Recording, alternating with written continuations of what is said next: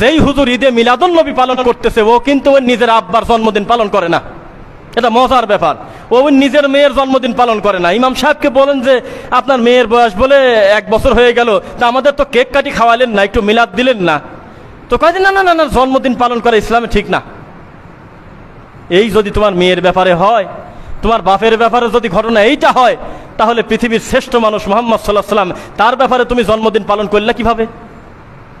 তোমার চাইতে কি কম ভালোবাসতেন আবু বকর রাদিয়াল্লাহু আনহু? আর বলতেও কেমন লাগে, এই মানুষগুলো তার জীবদ্দশায় কেন এটা মনে করলেন না?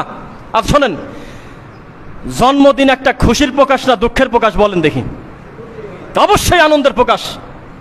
এটা বার্থ অ্যানিভার্সারি, ডেথ অ্যানিভার্সারি না। কষ্ট নিয়ে আপনি সেটা করবেন। জীবদ্দশায় একটা মানুষের জন্মদিন পালন করে যত আরাম পাওয়া যায়, তৃপ্তি পাওয়া যায়, মরে যাওয়ার পর দুঃখ ছাড়া কিছু নাই। আর তাহলে মুহাম্মদ সাল্লাল্লাহু আলাইহি ওয়াসাল্লাম দুনিয়াতে জীবিত আছে, এটা একটা বিশাল রহমত না? এই রহমত আমার চোখের সামনে দিয়ে ঘটতেছে, আবু বকর রাদিয়াল্লাহু তাআলা আনহু দেখতেছে, আমার রাসূল ঘুরতেছে। 63টা বছর চলে গেল রাসূলের জীবনীতে, একটা দিন আবু বকরের এই সাহস হইল না 2 কেজি জিলাপি নিয়ে আয় তো আজকে মিলাদ দিয়ে নেই। আর আপনি 1450 বছর পর মনে করলেন যে আমার নবীর মান দিতে হবে, তার কত মান কত সম্মান, তাড়াতাড়ি ঈদে মিলাদুন্নবী পালন করো। এর চাইতে লজ্জার কিছু আর আছে? মেন্টাল পাগল, মস্তিষ্ক বিকৃত ছাড়া মিনিমাম সেন্স যার আছে